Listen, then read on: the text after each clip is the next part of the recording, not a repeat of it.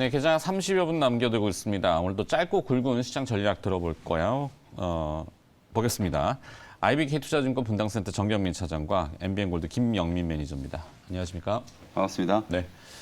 자, 먼저 정경민 차장의 시장 전략, 어떤 섹터의 어떤 전략인지 화면 보시겠습니다.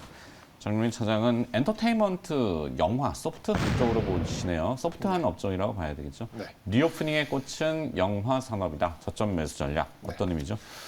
오늘 시장이 좀 무거울 것 같아서 조금 비껴난 것도 좀 있고 네.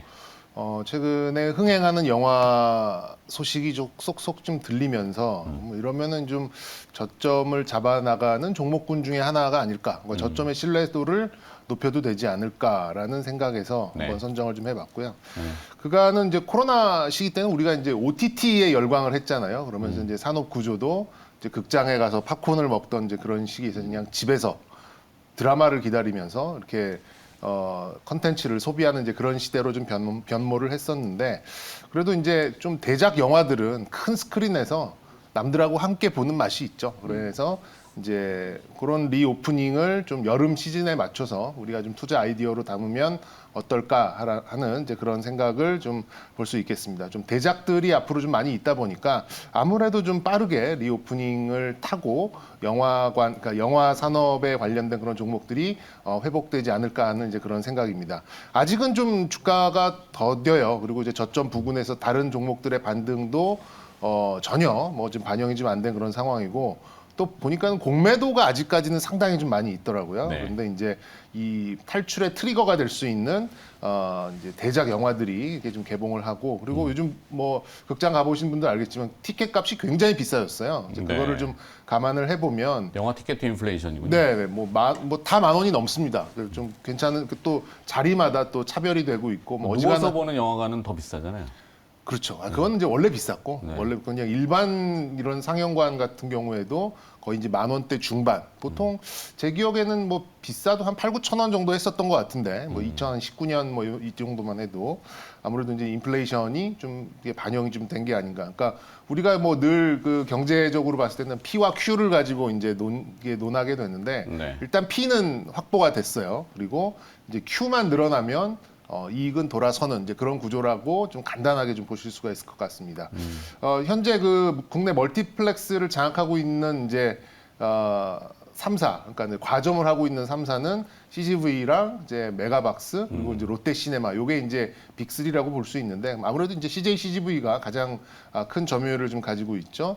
그래서 이제 한때 어려울 때는 뭐 저희도 이 관련된 뭐 채권과 금융상품을 증권사에서 팔았습니다만, 이런 대기업들이 임대료를 못 내가지고 네. 배당금을 지금 못하는 이제 그런 사태들도 좀 있었습니다. 근데 올 1분기의 실적을 다 뜯어보니까 관련된 사업부나 뭐 CJ CGV만 보더라도 적자 폭이 그래도 좀 상당 부분 좀 줄어든 거를 좀 볼 수 있었기 때문에, 만약에 이제 이런 바람을 좀 탄다고 하면 한 내년 정도라면 좀 턴어라운드를 좀 볼 수 있는 이제 그런 기회도 되지 않을까 볼 수 있겠고요.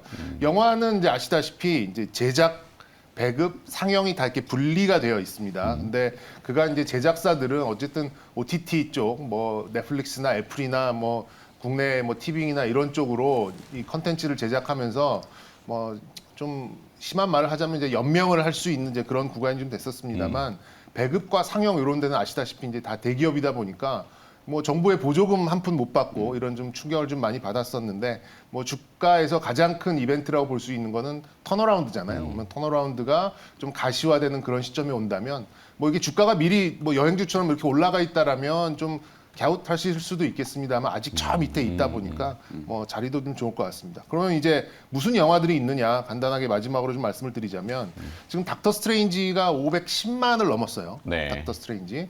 그리고 범죄도시 2가 이제 어제 개봉을 했는데, 일단 공식적으로는 18만을 잡히고 있는데, 그 사전 그 개봉한 것까지 좀 이렇게 합치면은 20만을 돌파한 걸로 좀 봐지고, 6월 달은 이제 주라기 월드, 그리고 탑건 2 매버릭, 네. 그리고 마녀 2, 그리고 7월에는 토르, 미니언즈, 그리고 가장 기대를 하고 있는 이제 우리가 1,700이 넘는 이제 관객을 동원했었던 게 이제 명량이라는 이제 김한민 감독의 영화인데, 요거의 이제 프리퀄, 그러니까 한산 대첩을 이제 보여주는 이제 한산 용해 출연이 예정이 되어 있습니다. 뭐 그렇게 본다면 본격적인 이제 리오프닝에 대한 기대치가 여름 시즌에 맞춰서 좀 주가에 반영될 가능성은 매우 높다. 그리고 이제 사실상 이 극장들이 영화도 영화입니다만 이제 팝콘, 음료 뭐 네. 이런 것들 판매 매출 비중이 굉장히 높거든요. 그런데 이제 취식이 가능해졌잖아요. 그렇게 본다면 이 이제 실적 개선은 좀 이제 가시화될 가능성이 매우 높다. 다시 한번 좀 강조드리고 싶고 개인적으로는 이제 한산 용해 출연이 또 1,000만을 넘지 않을까. 왜냐하면 이제 그 국뽕 같은 뭐 하여튼 그런 그 히트작이 나오면 예, 이제, 애국심을 자극할 수 흥행작. 있는 소재고 그게 우리가 또 아는 또 승리의 역사는 또 우리 국민들이 또 환호를 하잖아요. 그러면은 좀 다시 한번 또 1,000만 올해 정말 코로나 이후에 첫 1,000만 영화를 찍지 않을까 기대를 하고 있는데 아쉽게도 이제 이 롯데가 배급을 하더라고요. 네. 그러니까 이제 롯데는 따로 상장이 되어 있지 않고 롯데 쇼핑의 시네마 사업부로 이제 편제가 좀 되어 있거든요. 그래서 직접적으로 이제 이 영화 산업 저 만약에 이제 이 한산 용해 출연이 뭐 1,000만, 1,500만을 가더라도 쇼박스, 미디어플렉스가 영화관 있잖아요. 롯데 쇼핑, 그러니까 롯데 쇼핑이 이제 제작을 하고 있는데, 그러니까 롯데 시네마가요. 근데 이제 아무래도 직접적 영향은 이제 쇼핑하고 섞이다 보니까 크게 이제 좀 그 주가에는 좀 많이 반영되기는 조금 어렵지 않을까 좀 봐집니다. 네. 그래서 뭐 가장 일반적으로 볼 수 있는 게 지표적인 종목으로 볼 수 있는 CJ CGV 그리고 국내에 또 제작 또 배급을 잘 하고 있는 쇼박스 이 두 종목을 좀 탑픽 종목으로 압축을 해드리도록 하겠습니다. 네. 뭐 더 이상 떨어질 것 없다. 영화 산업 쪽에 특히 이제 영화관이라고 하는 부분을 저점 매수 전략으로 그러니까 이제 뭐 데이트 젊은 분들 데이트도 하시고 그다음에 뭐 가족끼리 나들이도 하고 팝콘 네. 해야죠.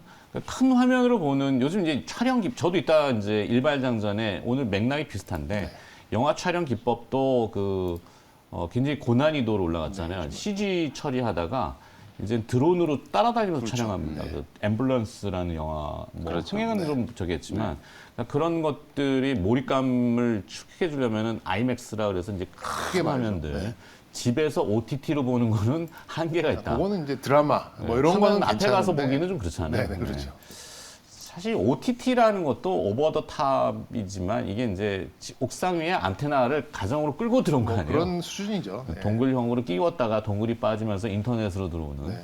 그러니까 옛날에 아바타라는 영화가 굉장히 흥행을 했는데 그거를 극장에서 보고 집에서 보시면 집에서 보면 재미가 없어요. 그치, 몰입감이 극장에서 좀 크게 떨어지니까. 봐야 3D로 봐야 뭐 좀 제맛이 있는데 지금 대작 영화들은 아무래도 이제 팝콘 먹으면서 시원한 극장에서 네. 큰 화면으로 보게 될 날이 머지 않았다. 저는 알겠습니다. 그렇게 판단하겠습니다.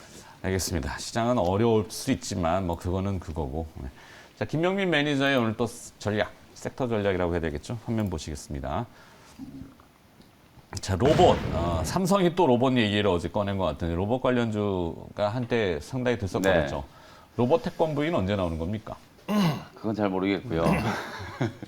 사실 오늘 할 얘기가 별로 없는데 시간이 좀 많이 남았네요. 좀 부담스럽네요. 장도 좀 안 좋을 것 같은데. 기업자는 다 나와요. 네, 그래서 오늘 아침에 제가 정경민 정말 차장은 제 양복 보고 아까 달마시안 갔다 와갖고 제가 그거에 꽂혀서 멘트가 막 지금 엉켰는데. 지금 아침에 제가 원고를 준비하면서도 참 모니터 앞에서 좀 넉넉히 한 10분 이상을 그냥 멍 때리고 좀 앉아 있었는데 뭐, 네.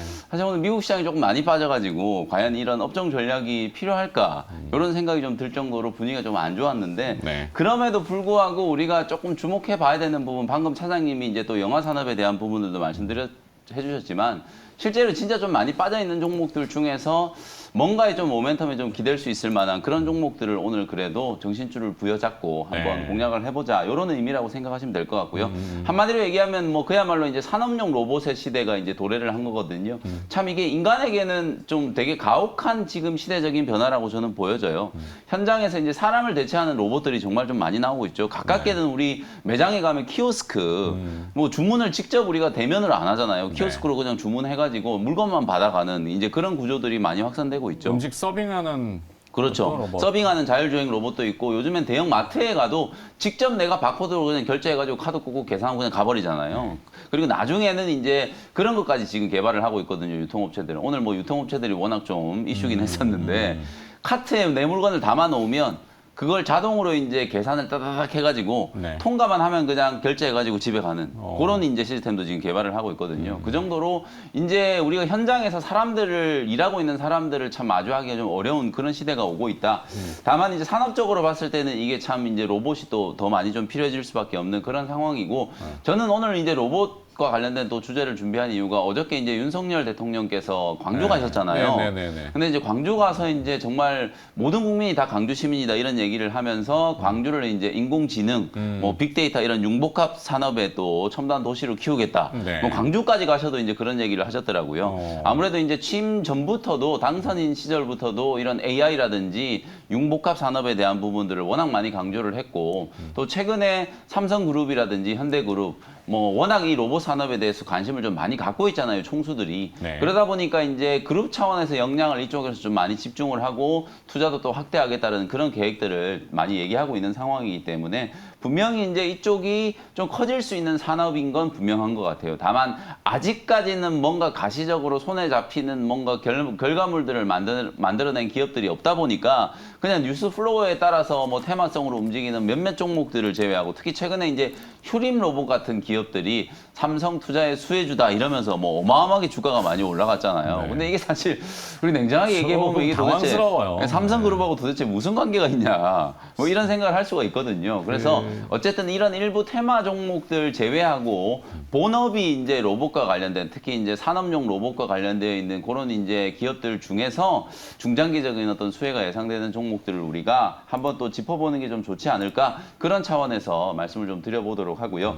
종목은 일단 첫 번째는 이제 고영이라는 종목. 이 고영이라는 종목이 또 복강경 수술 로봇을 또 만들어가지고 고영이 사실 1분기 때도 실적이 좋았거든요. 네. 근데 이제 주가 보시면은 정말 뭐 어마어마하게 지금 많이 조정을 받아가지고 반도체 관련된 종목들이 최근에 조금 그나마 조금 살아났는데도 불구하고 고영은 그 52주 신저가 지금 연중 저점 부근에서 아직 움직이지 못하고 있는 상태거든요. 근데 이제 고영도 이제 이 로봇 복강경 수술 로봇과 관련된 이제 성과가 올해 안에는 분명히 저는 확인이 될 거다라고 보여지기 때문에 산업용 로봇 시대에 발맞춰서 고영이라는 종목 한번 보시면 될 것 같고요. 그 다음에 이제 제우스라든지 사이맥스 같은 이런 종목들은 반도체, 디스플레이, 2차 전지 이런 산업 전반에 이송 로봇, 자율주행 이송 로봇을 이제 만드는 기업이고 그 다음에 이제 유진 로봇 같은 경우에는 로봇 청소기 특히 이제 삼성전자 쪽과 이제 또 관계가 있는 그런 이제 사업을 추진하고 있는 상황이기 때문에 로봇 청소기뿐만 아니라 또 유진 로봇은 아까 우리 앵커님 말씀해주셨던 것처럼 매장에 가면 이제 점원들이 직접 이제 음식을 갖다 주시잖아요. 근데 네. 그런 거 말고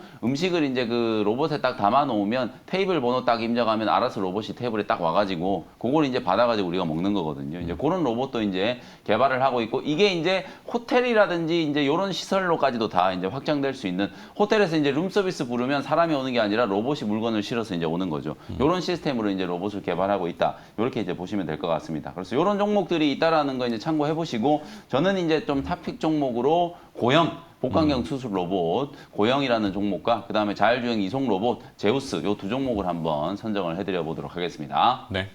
물론 로봇 이슈, 로봇 AI 뭐 이렇게 지적해 주셨는데 네.